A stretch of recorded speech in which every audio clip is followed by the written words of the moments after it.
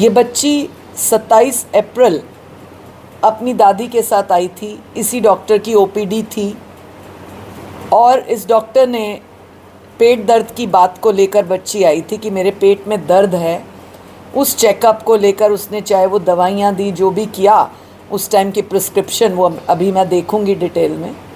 परंतु उस समय इस बच्ची को 100 रुपये दिए कि तेरी माँ नहीं है तो ये ले, कुछ खा लेना। ये किस बात का सबूत है? क्या दिखाता है? क्या ये डॉक्टर्स 100-100, 200, 400 देते रहते हैं? मैंने नहीं देखा आज तक।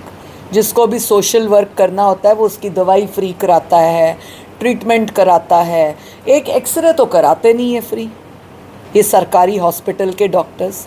Everybody is not like that, exceptions होते हैं, दयावान लोग होते हैं, लेकिन ऐसा क्या था? फिर उसके बाद 8 दिन तक तब भी ये दाखिल रही। अब जब 29 मई को इस बच्ची को फिर से तकलीफ़ हुई तो डॉक्टर ने चेक किया। पहली बार में ही जब बुलाया और पूछा, तुम्हारे तो पहले भी था ना दर्द? हाँ जी था। फिर उसने कहा तुम्हारे को तो पथरी है, किडनी स्टोन है। बिना देखे, बिना जांच के, अब सारी मेडिकल रिपोर्ट्स आई हैं, उसमें कहीं किडनी स्टोन नहीं है। मैंने दोनों लेडी डॉक्टर्स से पूछा, कोई किडनी स्टोन नहीं है। उस लड़की ने बताया कि मुझे पहली बार में इसने कहा लेटे रहो, मैं तब तक दूसरे पेशेंट देखता हूँ। मुझे लेटाकर 2 पेशेंट्स को और बुलाया, उनको चेक किया, फिर उसके बाद उनको भेजा और मेरे साथ हर तरह का गलत टच करता रहा। हर प्राइवेट पार्ट पर टच किया इसने, बुरे तरीके से टच किया। इसने इसकी छाती को मसलने की कोशिश की, गलत काम किया।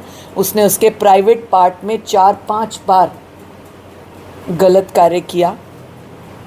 उसके कपड़े निकाले, लोअर क्लोथ्स, खुद के कपड़े निकाले, लोअर क्लोथ्स, और फिर बाथरूम में जाके उसके बालों को पकड़ा और उसे कहा किसी को बताना मत। इससे दुर्भाग्यपूर्ण नहीं हो सकता।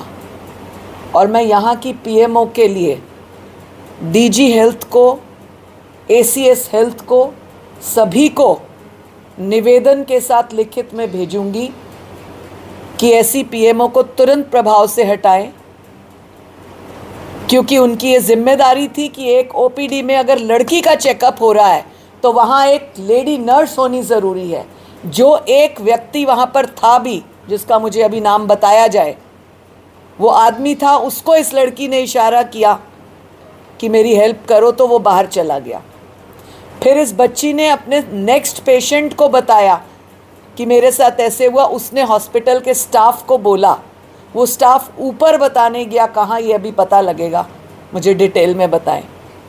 फिर भी कोई बात नहीं हुई। उस व्यक्ति ने 4 बार 10-10 मिनट के बाद आके इस लड़की को चेक किया और फिडलिंग की, बैड फिडलिंग की, जिस वजह से लड़की की एक्सेस ब्लीडिंग स्टार्ट हो गई। और उस लड़की की अभी 2 दिन से ब्लीडिंग कम है और वो इतने ट्रॉमा में है। और बार बार उससे पूछ लेना, तेरी मम्मी नहीं है, तेरे साथ कौन आया है, तेरी दादी आई है। और उसके पिता की खुद तबीयत खराब थी, उनको कहा कि आप जाइए, मैं बच्ची को देखता हूँ, आप अपने चेकअप करा के लाओ। जब एक बच्ची के साथ एक पिता आया है, आप उसको ऐसे बोलेंगे? आप या मैं, मीडिया वाले, डॉक्टर्स, नर्सेज, ऑफिसर्स, कोई भी जब अस्पताल जाता है, जो उसके साथ जाता है, क्या उसको बाहर भेज दिया जाता है? अगर लेडी गई है तो लेडी नर्स को बुलाया जाता है। अगर जेंट्स हस्बैंड साथ है तो, वैसे तो हस्बैंड भी मना नहीं होता।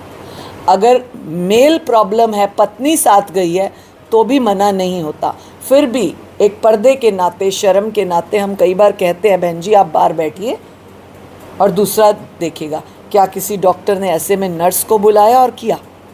नहीं। तो ये बहुत सारी चीज़ें हैं जिसको देखा जाना चाहिए। वो 3 नर्सें जो उस टाइम ड्यूटी पे थी, उस ओपीडी में, उस कमरे में उस लड़की के साथ क्यों नहीं थी? उनके पास कोई जवाब नहीं है।